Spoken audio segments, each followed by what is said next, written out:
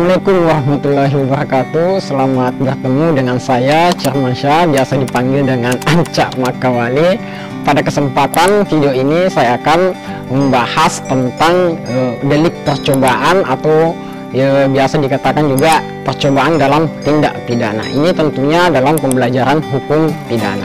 Nah, di dalam percobaan tindak pidana ini, di dalam doktrin itu dikenal dengan delik-delik yang tidak selesai atau delik-delik yang tidak sempurna. Nah, di dalam percobaan tindak pidana ini maka kita akan merujuk kepada pasal 53. Nah, di dalam pasal 53 Kitab Undang-Undang Hukum Pidana itu ada 4 ayat. Pasal 53 ayat 1 ini mengatakan begini, bahwa mencoba melakukan kejahatan itu dipidana jika niat untuk itu ternyata telah ada dan pelaksanaannya itu tidak selesai bukan semata-mata disebabkan karena kehendak dari sang pelaku.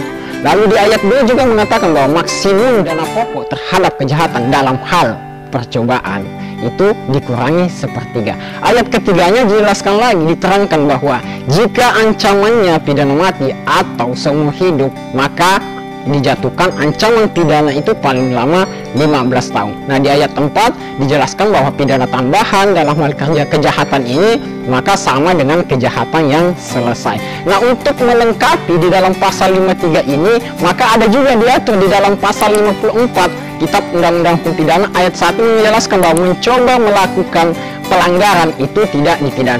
Jadi, dalam percobaan atau pogging ini hanya dibatasi dalam kejahatan saja. Di dalam KUHP, dalam sistematikanya itu ada kejahatan, ada pelanggaran.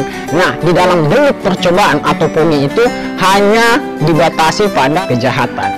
Lalu kemudian berbicara percobaan tindak pidana ini sebenarnya begini, contoh sederhananya seperti ini. Jadi ketika si A memiliki perasaan dendam kepada si B, lalu kemudian niatnya itu ingin diwujudkan, ingin dibunuhnya oleh si B. Lalu akhirnya dia pun mengambil pistol di dalam laci mejanya, kemudian dia menuju ke rumahnya si B.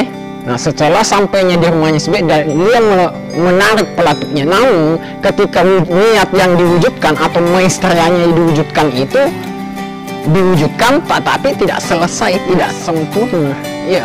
Nah, kalau ingin melihat sebenarnya unsur-unsur percobaan tindak pidana ini sebenarnya ada 3. Jadi ada di dalam pasal 53 ayat 1. Yang pertama itu adanya niat, kehendak, maesteria, sikap batin ya dari si pelaku untuk mewujudkan niat itu.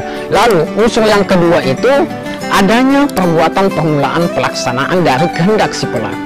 Lalu unsur yang ketiga itu tidak selesainya pelaksanaan itu bukan semata-mata dari kehendak si pelaku, tetapi ada faktor-faktor eksternal yang mempengaruhi hingga perbuatan atau tindak pidana yang diwujudkan itu tidak selesai, tidak sempurna. Lalu kemudian bagaimana dengan ancaman penjatuhan hukum pidananya? Nah, di dalam percobaan ini maka tidak bisa, sudah dirumuskan, sudah diformulasikan di dalam pasal 53 ayat 2. Jelaskan bahwa maksimum pidana pokok terhadap kejahatan dalam hal percobaan tindak pidana itu dikurangi sepertiga. Jadi misalnya begini ya, pembunuhan pasal 338 yang ancaman pidananya 15 tahun. Maka ketika percobaan melakukan pembunuhan itu maka tidak bisa utuh, tidak bisa sempurna penjatuhan hukum pidana, maka dikurangi sepertiga menjadi 10 tahun. Karena ini adalah delik yang tidak sempurna maka ancaman pidananya juga tidak bisa utuh, maka dia dikurangi sepertiga. Lalu kemudian di ayat kedua juga memang dia sudah diformulasikan bahwa jika memang ancamannya pidana mati seumur hidup, misalnya pembunuhan berencana ya diatur dalam pasal 340 Kitab Undang-Undang Hukum Pidana. Ancaman pidananya itu bisa pidana mati ataupun pidana maksimal 20 tahun. Nah, ketika mencoba melakukan pembunuhan berencana itu maka dikurangi sepertiga menjadi biasanya 15 tahun. Mungkin seperti itu saja ya yang bisa saya terangkan dalam pembelajaran hukum pidana. Semoga memberikan manfaat kepada adik-adik, sahabat dimanapun berada. Akhir kata, wassalamualaikum warahmatullahi wabarakatuh.